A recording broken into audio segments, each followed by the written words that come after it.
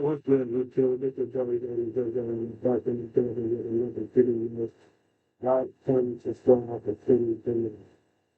Like it's been through.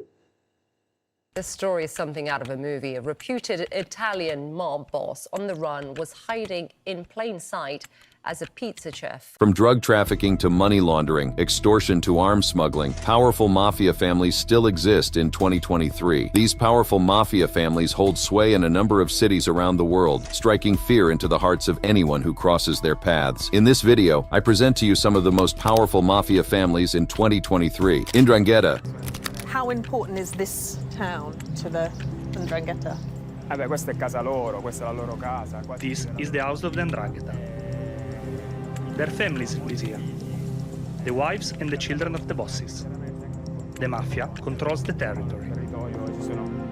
The roots of the 'Ndrangheta can be traced back to the 18th century in Calabria, Italy. Originally a rural criminal organization, it operated within the confines of the region, engaging in activities such as smuggling and extortion. However, it was in the 1950s that the 'Ndrangheta began its rapid expansion, venturing beyond Italian borders and establishing a global network of criminal activities. Today, the 'Ndrangheta has a presence in various countries around the world, including Albania, Argentina, Australia, Belgium, Brazil, Canada, Colombia, Germany, the Netherlands, Malta, Slovakia, Switzerland, the United Kingdom, the United States, and Uruguay. Its global reach and influence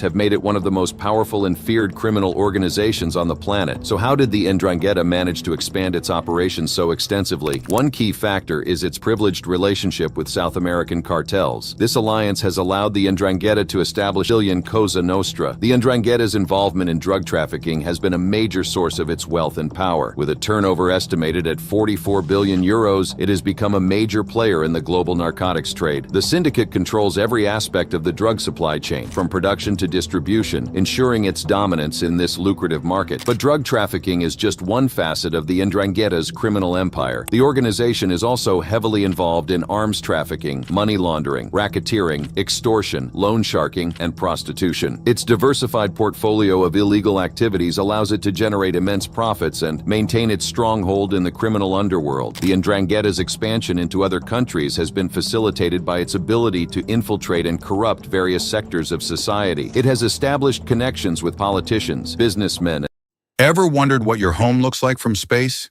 Enter your address and get a 360-degree satellite view of your and law enforcement officials, enabling it to operate with relative impunity. In Canada, for example, the 'Ndrangheta has formed alliances with other criminal organizations and controls Italian-Australian organized crime. It has established a strong network in the Greater Toronto area where it engages in various criminal activities, including drug trafficking, extortion, and money laundering. In Australia, the 'Ndrangheta has been involved in the fruit and vegetable industry, using it as a front for their illicit operations. In 2008, the syndicate was linked to the importation of a large ecstasy haul, further solidifying its presence in the country. The 'Ndrangheta's expansion into Europe has also been significant. In Germany, the syndicate has used the country as a base to invest cash from drugs and weapons smuggling. They have invested in hotels, restaurants, and houses, particularly in the Baltic coast and the eastern German states. In Malta, there have been allegations of 'Ndrangheta involvement in illegal activities, including money laundering and gaming. The syndicate's ability to infiltrate legitimate businesses and exploit legal loopholes has allowed it to further expand its operations. The 'Ndrangheta's global reach has not been without controversy. In Slovakia, investigative journalist Jan Kuciak was murdered while investigating Slovak connections with the 'Ndrangheta. This shocking event shed light on the syndicate's influence and the dangers faced by those who dare to expose its criminal activities. Despite the efforts of law enforcement agencies worldwide, the 'Ndrangheta continues to thrive and expand its criminal empire. Its vast wealth, extensive network, and ability to maintain secrecy and loyalty within its ranks make it a formidable and resilient criminal organization. The 'Ndrangheta operates under a hierarchical structure that ensures a clear chain of command and facilitates the smooth operation of the organization. At the top of the hierarchy is the Kapokraman, the supreme leader who holds ultimate authority and makes key decisions for the syndicate. Below the Kapokraman are the Kapobastos, who act as regional bosses and oversee multiple Ndrine or local branches. These Kapobastos are responsible for maintaining order within their territories and resolving any disputes that may arise. Within each Andrina, there are various ranks including Trecortinos, Evangelistas, Santistas, Scaristas, and Camaristas. Each rank has specific responsibilities and duties within the organization, ensuring a division of labor and specialization. The Ndrangheta's hierarchical structure is not just about authority, it also serves as a means of maintaining loyalty and enforcing discipline. The organization operates under a strict code of conduct known as Omerta, which emphasizes loyalty, secrecy, and silence.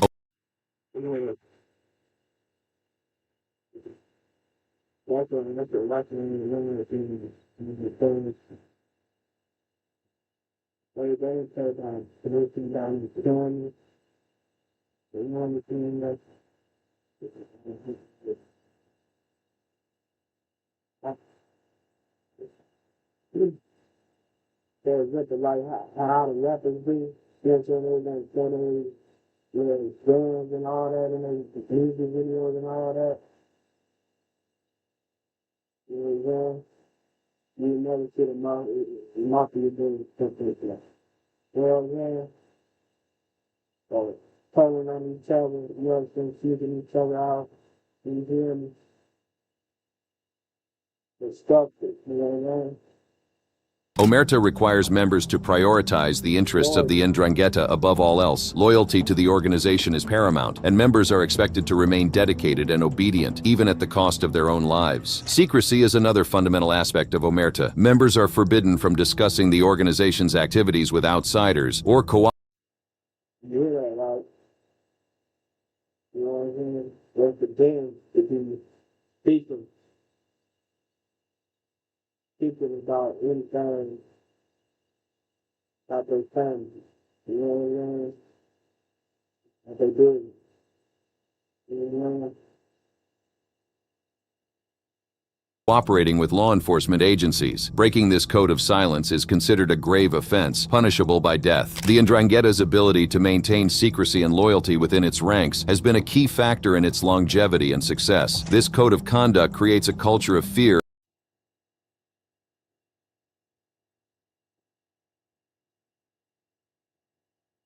and intimidation, making it difficult for law enforcement agencies to gather evidence and dismantle the syndicate. Cosa Nostra.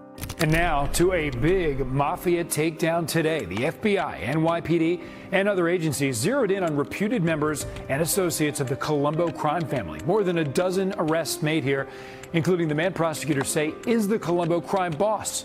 For decades, the Cosa Nostra has been synonymous with power, violence, and secrecy, captivating the imaginations of people worldwide. Operating on the island of Sicily since the 19th century, Cosa Nostra has established itself as a formidable criminal organization, involved in activities such as protection racketeering, extortion, and drug trafficking. The Cosa Nostra Mafia originated in Sicily, an island off the coast of Italy, and the word mafia is believed to have Arabic roots. The organization was born out of a need for protection and arbitration services. In a society where the police and courts were often unreliable, various gangs came together under a common brand, providing a sense of security and order in an otherwise chaotic environment. The mafia's main activities revolved around protection racketeering, resolving disputes between criminals, and overseeing illegal agreements and transactions. These activities allowed the mafia to establish control over various territories, with each family or clan claiming dominance over a specific area. Members of the mafia refer to themselves as men of honor and are commonly known as mafiosi. They adhere to a strict code of conduct known as omerta, which emphasizes loyalty, secrecy, and respect for authority. This code of silence You know what I'm saying? No damage. No damage. Yeah. and secrecy forbids mafiosi from betraying their comrades to the authorities, further strengthening the bonds within the organization. Throughout its history, the mafia has been involved in a wide range of criminal activities, from protection racketeering and extortion to vote buying and narco-trafficking. The mafia's influence has extended into various sectors of society. Their involvement in bid rigging, loan sharking, kidnapping, and even murder has solidified their reputation. Besides all this, you know what I'm saying? What I like about them is, you know what I'm saying? When they do teach you, they teach you right. You know what I'm saying? They make sure everybody good. You hear me? The whole thing, they make sure everybody good. You know, you don't talk to them, like talk to them, you know what I'm saying? You feel me? Mind your own business. Reputation as a force to be reckoned with. The Mafia's power and influence have not gone unnoticed by Italian authorities. Over the years, the organization has faced suppression, including efforts by the fascist regime under Benito Mussolini to destroy it. However, the Mafia has proven to be resilient, adapting to changing circumstances and finding new avenues for criminal activities. The Mafia's history is also marked by violent conflicts, such as the First and Second Mafia Wars. These wars, characterized by intense power struggles and territorial disputes, resulted in numerous deaths and arrests. The Mafia's ability to maintain its operations and survive these conflicts is a testament to its resilience and organizational structure. In recent decades, law enforcement efforts, including the Maxi trial in the 1980s, have led to the conviction of many mafiosi and a decline in the organization's power. However, the Mafia continues to exist and exert influence in certain areas. Its impact on Sicilian society cannot be underestimated, as it has shaped the social and economic landscape of the region. In 2023, the Cosa Nostra is still a force to be reckoned with, and several powerful mafia families dominate the criminal landscape. Camorra.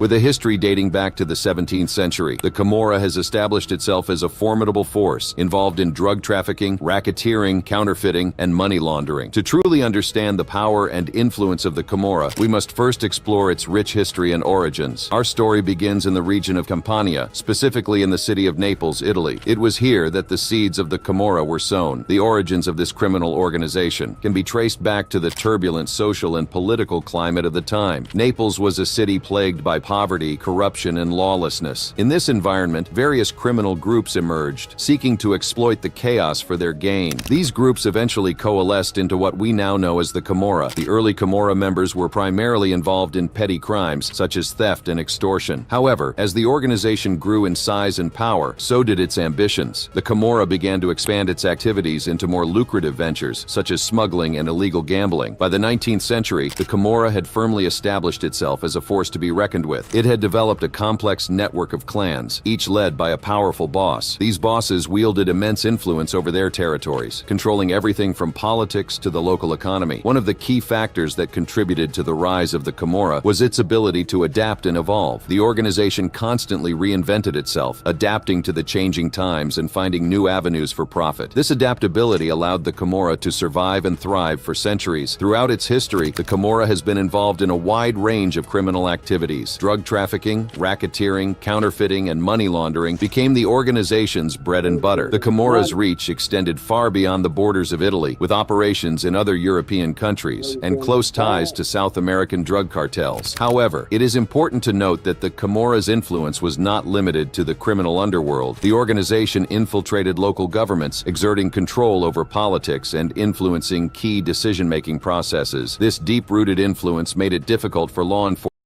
to the criminal underworld. The organization infiltrated local governments, exerting control. You see how that boy looking? That boy look like he's gonna hurt something.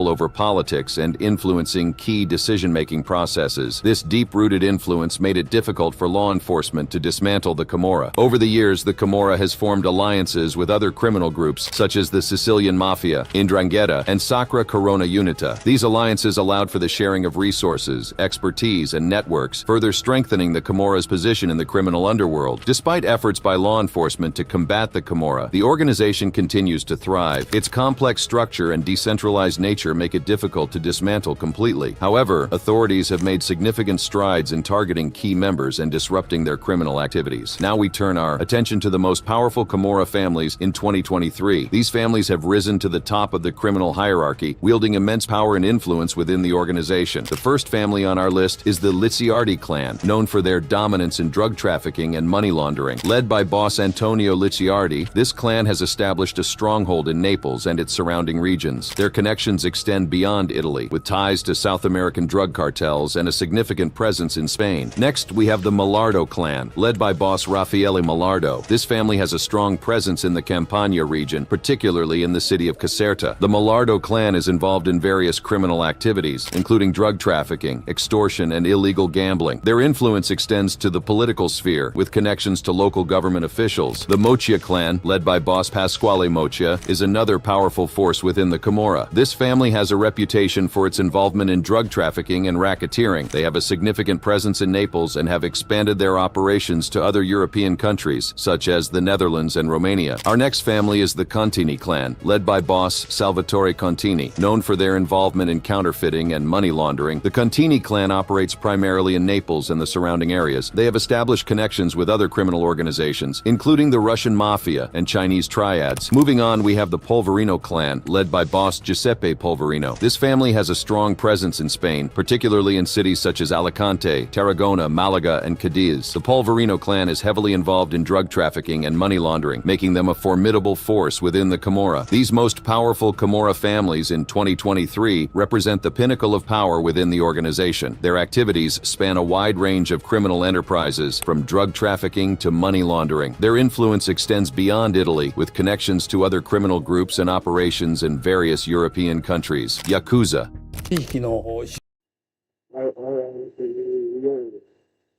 Even people you don't mess with at all. You know what I'm saying? And you know, it's just a story to me. Like, they got reach that beyond what you think of. You know what I'm saying? So, if they wanted to say, you know, hit, you know what I'm saying? You ain't know where that comes from. The Yakuza had infiltrated the stock market, real estate, airport management, and even nuclear power stations.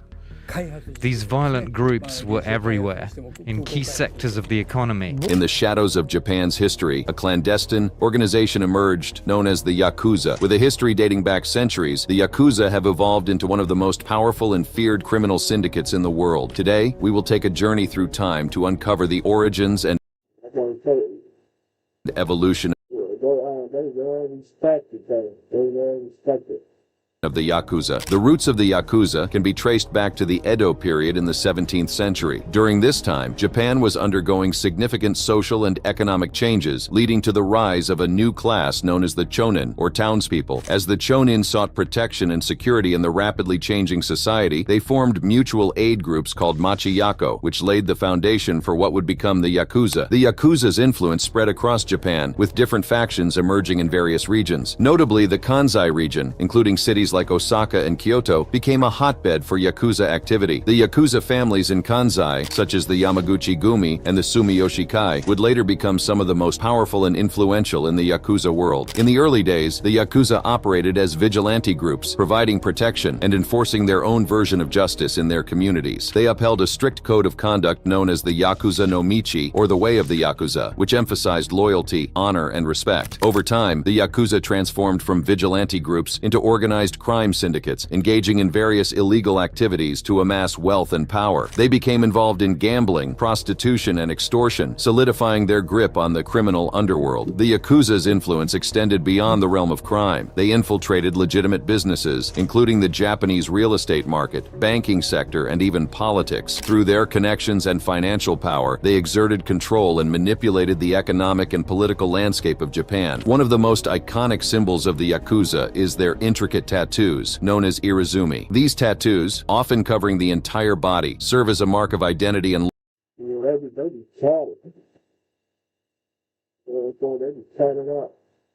loyalty within the Yakuza world. Each tattoo tells a story, representing the individual's rank, achievements, and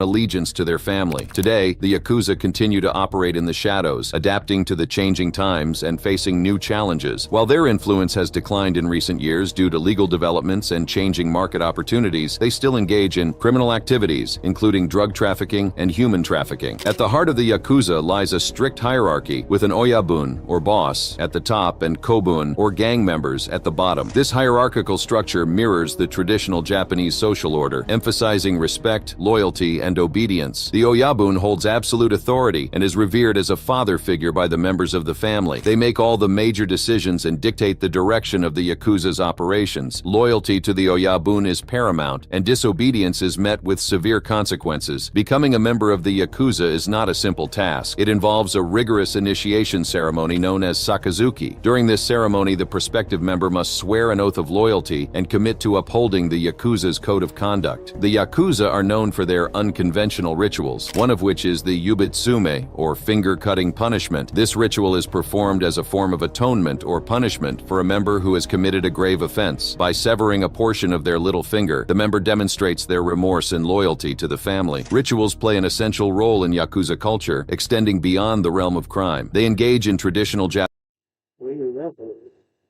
That's a nasty punishment. You know, we don't teach you a thing at all. That's a nasty punishment. Crazy work. Japanese practices such as the tea ceremony to maintain a sense of cultural heritage and discipline within their ranks. These rituals serve as a reminder of their roots and provide a sense of unity among Yakuza members. The Yakuza's fascination with tradition and honor is also evident in their affinity for samurai culture. Some Yakuza members study martial arts and practice with traditional weapons like the katana. This connection to the samurai ethos further reinforces their image as modern-day warriors, bound by a strict code of conduct. The hierarchical structure and rituals of the Yakuza create a sense of order and discipline within their ranks. These traditions, although unconventional, serve to maintain loyalty, respect, and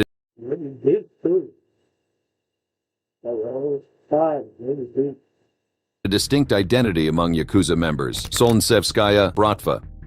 Founded in the late 1980s by Sergei Mikhailov, a former waiter turned criminal mastermind, the Solntsevskaya Bratva quickly established their dominance in the underworld. With strategic alliances, ruthless tactics, and a global reach, they have become an unstoppable force, infiltrating legitimate businesses and even forging connections with politicians. But how did they become the epitome of organized crime? Let us show you. Our story begins in the late 1980s, a time of immense change and turmoil in Russia. As the Soviet Union crumbled, a power vacuum emerged, creating fertile ground for criminal organizations to flourish. It was during this chaotic period that Sergei Mikhailov, a former waiter with a cunning mind, laid the foundation for what would become the Solntsevskaya Bratva. The Solntsevo district of Moscow, strategically located near major transport hubs, became the breeding ground for the Solntsevskaya Bratva's rise to power. Sergei Mikhailov saw an opportunity to capitalize on the lucrative car import business. He knew that control over this industry would pave the way for immense wealth and influence. To solidify their position, Mikhailov and his associates recruited local unemployed young men, offering them a sense of purpose and belonging within the criminal underworld. These foot soldiers became the backbone of the Solntsevskaya Bratva, executing their leaders' orders with unwavering loyalty and ruthless efficiency. The Solntsevskaya Bratva's reputation grew rapidly, thanks in part to their association with the notorious thief-in-law Zhemal Kachidze. Kachidze, a respected figure in the criminal world, enhanced the Bratva's standing and instilled fear in their rivals. With his guidance, the Solntsevskaya Bratva became a force to be reckoned with, expanding their criminal activities beyond the car import business. However, the path to dominance was not without its challenges. In the early 1990s, the Solntsevskaya Bratva faced a formidable opponent in the form of the Chechen Mafia. The clash between these two titans ignited a brutal gang war, leaving a trail of bloodshed and destruction in its wake. But the Solntsevskaya Bratva emerged victorious, solidifying their position as the undisputed rulers of the criminal underworld. With their rivals vanquished, the Solntsevskaya Bratva set their sights on expanding their empire. The collapse of the Soviet Union presented them with unprecedented opportunities. They established relationships with corrupt politicians, buying their way into the corridors of power. This unholy alliance allowed the Bratva to operate with impunity, shielded by a web of political connections and financial influence. But their ambitions didn't stop there. The Solntsevskaya Bratva forged ties with the notorious criminal mastermind, Semyon Mogilevich, known for his involvement in various various illicit activities provided the Bratva with access to resources and expertise that propelled their rise to power. With his guidance, they began to infiltrate the banking sector, enabling them to launder their vast sums of money and get closer to the oligarchs who controlled Russia's economy. As the 1990s drew to a close, the Solntsevskaya Bratva expanded their operations beyond Russian borders. Members were dispatched to key international locations, such as New York City and Atlanta, to control Russian mob activities abroad. They also established a significant presence in Israel, primarily for money laundering purposes. This global reach further solidified their status as the most powerful mafia family in the world. Today, the Solntsevskaya Bratva continues to operate under the protection of the FSB, the Russian state security agency. This unholy alliance between organized crime and the government has allowed the Bratva to engage in racketeering, extortion, and other criminal activities with little fear of prosecution. The Solntsevskaya Bratva's dominance in the criminal underworld is unparalleled. Their rise to power, marked by strategic alliances, ruthless tactics, and a global reach, has solidified their position as the epitome of organized crime in 2023. Gambino family.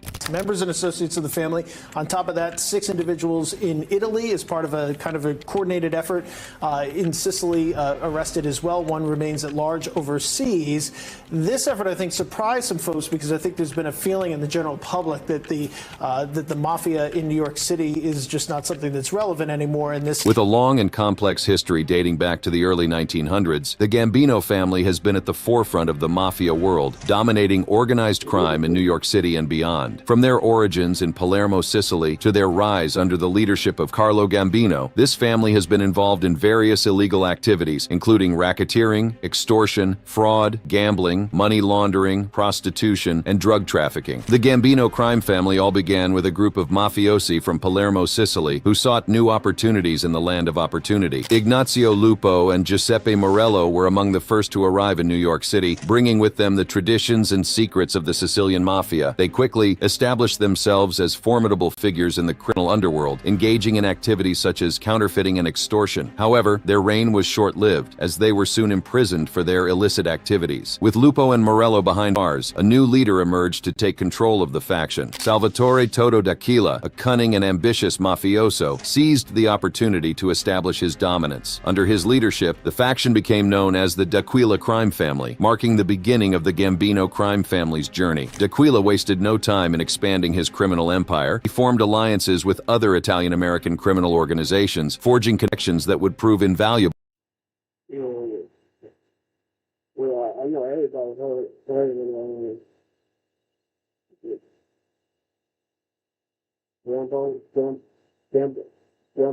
I would have him say, everybody heard of that. That's in that movie. If you don't, you can live under the rock or something. In the years to come. The D'Aquila family quickly gained a reputation for their ruthlessness and efficiency, engaging in various illegal activities to amass wealth and power. However, the criminal landscape of New York City was a treacherous one, filled with rival factions vying for control. The D'Aquila family faced numerous challenges and conflicts, as other ambitious mobsters sought to undermine their authority. It was during this turbulent period that a rising star within the family would make his mark. Albert Anastasia, a Sicilian-born mafioso, emerged as a prominent figure within the D'Aquila family. Known for his brutality and cunning, Anastasia quickly rose through the ranks, becoming a trusted enforcer for the family. His reputation as a fearsome and efficient killer earned him the nickname the Mad Hatter. Anastasia's rise to power coincided with a shift in the criminal landscape of New York City. The Prohibition era brought about new opportunities for organized crime, as bootlegging and illegal alcohol trade became highly profitable ventures. Anastasia seized the moment, expanding the family's operations into these lucrative enterprises. As the D'Aquila family continued to thrive, tragedy struck in 1930. Salvatore D'Aquila, the family's founder and leader. Back in 1940?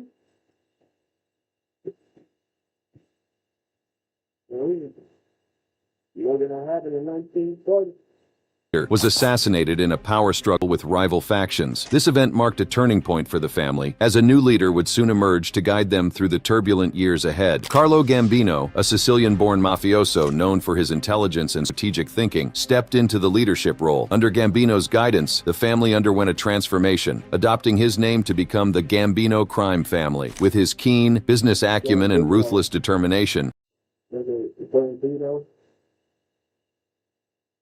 Gambino would lead the family to unprecedented heights of power and influence. Gambino's reign as boss of the family coincided with a period of great prosperity and expansion. He recognized the potential of the booming gambling industry and formed a partnership with Meyer Lansky, a prominent Jewish-American mobster. Together, they controlled gambling interests in Cuba, solidifying the Gambino crime family's presence on an international scale. But the family's power extended far beyond the world of gambling. They gained control of other crime families, forming alliances and exerting their influence over various criminal enterprises. One of their most notorious endeavors was the establishment of Murder Inc., the enforcement arm of the Mafia. Under the leadership of Albert Anastasia, Murder Inc. carried out countless hits and acts of violence on behalf of the Gambino crime family. However, the reign of Carlo Gambino would eventually come to an end. In 1976, he passed away, leaving behind a legacy of power and influence. His successor, Paul Castellano, faced internal conflicts within the family, leading to his eventual murder orchestrated by John Gotti, a rising star within the Gambino crime family. Gotti's rise to power marked a new era for the family. He embraced a more public persona, earning the nickname the Dapper Don for his stylish appearance and media attention. Gotti's leadership was marked by high-profile criminal activities and a brazen disregard for law enforcement. However, Gotti's reign would also come to an end. In 1992, he was convicted of murder and other charges, effectively ending his reign as boss of the Gambino crime family. His brother Young guy,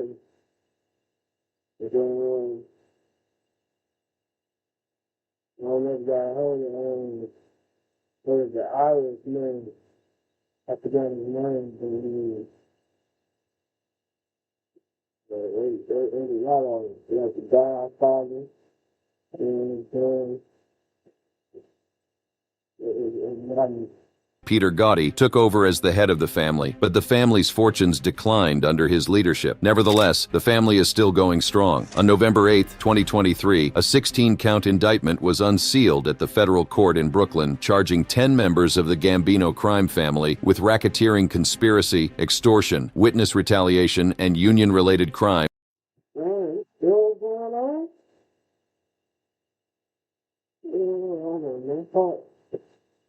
committed in an attempt to dominate the New York carting and demolition industries. This shows that this crime family is still going strong today. Genovese crime family. The Genovese crime family is the Ivy League of the five families. They're very intelligent, very sophisticated, and if they get it, they know. They understand how it's supposed to operate.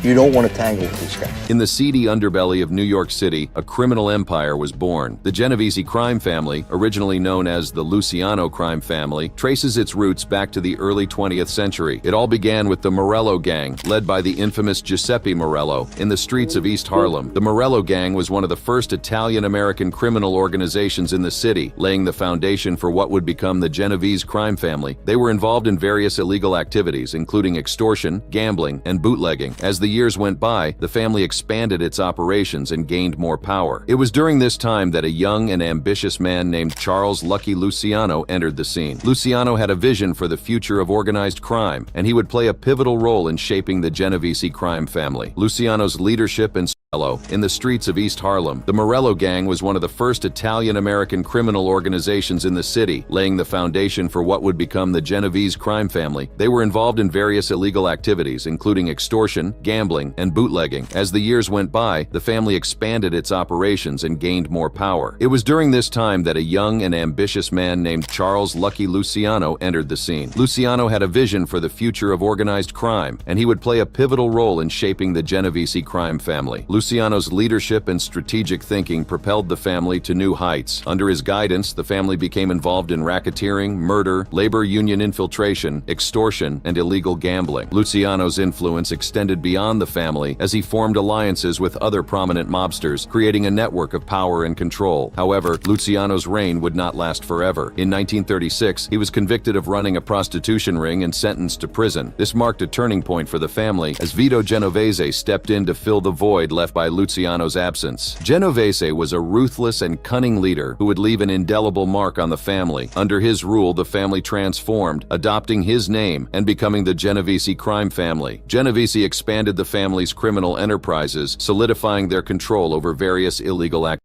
If you've recently been injured in a car accident that wasn't your fault, I've got one question for you. Do you know how to get the maximum activities. The Genovese crime family's influence extended beyond the streets of New York City. They maintained strong ties with other mob families, including the Philadelphia, Patriarcha, and Buffalo crime families. This network of connections allowed them to expand their operations and maintain their power and dominance in the underworld. Despite facing numerous legal challenges in the ever-changing landscape of organized crime, the Genovese crime family has managed to adapt and survive. They continue to operate and maintain their power, leaving a lasting impact on the criminal underworld. In August 2020, an indictment charged Chirchio, along with Colombo family associate Francesco Frankie Russo, attorney Jason J. Kurland, and securities broker Frank Smukler with conspiracy, wire fraud, and money laundering. The indictment alleged that Kurland, along with Russo, Chirchio, and Smukler, swindled a staggering $80 million from jackpot winners in an illegal scheme of siphoning money from their investments. This audacious operation left the victims devastated and exposed the lengths to which the Genovese crime family would go to amass wealth and power. But the illegal activities didn't stop there. In April 2022, another indictment was served, charging capos Nicholas Calisi and Ralph Balsamo, soldiers Michael Messina and John Campanella, and associates Michael Pauly and Thomas Pauly with racketeering conspiracy involving illegal gambling and extortion. The indictment revealed that these defendants had been operating a criminal racketeering enterprise since at least 2011. Their illegal gambling operations and extortion schemes allowed the Genovese crime family to maintain its grip on various territories, further solidifying its power and influence. In February 2023, the news broke that all 6 defendants in the case had pleaded guilty to the racketeering charges. This development sent shockwaves through the criminal underworld, as it showcased the government's determination to dismantle the Genovese crime family and bring its members to justice. But the indictments didn't end there. In May 2022, exactly a week after the Calisi and Balsamo indictments, another indictment was served. This time it charged Capo Anthony Rom Romanello, soldier Joseph Celso, and small-time actor and family associate Luan Beheri with extortion and obstruction of justice. Romanello, who authorities state controls the family's Queen's crew, oversaw the extortion and intimidation of a Brooklyn restaurant owner. This brazen display of power and control highlighted the Genovese crime family's determination to maintain its dominance in the criminal underworld. As the indictments piled up, the Genovese crime family faced yet another blow. In August 2022, acting Capo Carmelo Carmine Polito, along with family soldier Joseph Macario, Genovese family associates Salvatore Rubino and Joseph Rutigliano, Bonanno family Capo Anthony Pipitone, Bonanno soldier Vito Pipitone, Bonanno associate Agostino Gabriele, and Nassau County Police Detective Hector Rosario were indicted and charged with racketeering, money laundering, illegal gambling, conspiracy, and obstruction of justice. This joint operation between the Genovese and Bonanno families involved several illegal gambling operations, with front businesses in Queens and Long Island used to launder the illegal profits. The indictment revealed the extent of the family's reach and its collaboration with other criminal organizations. The recent activities and indictments surrounding the Genovese crime family serve as a stark reminder of their continued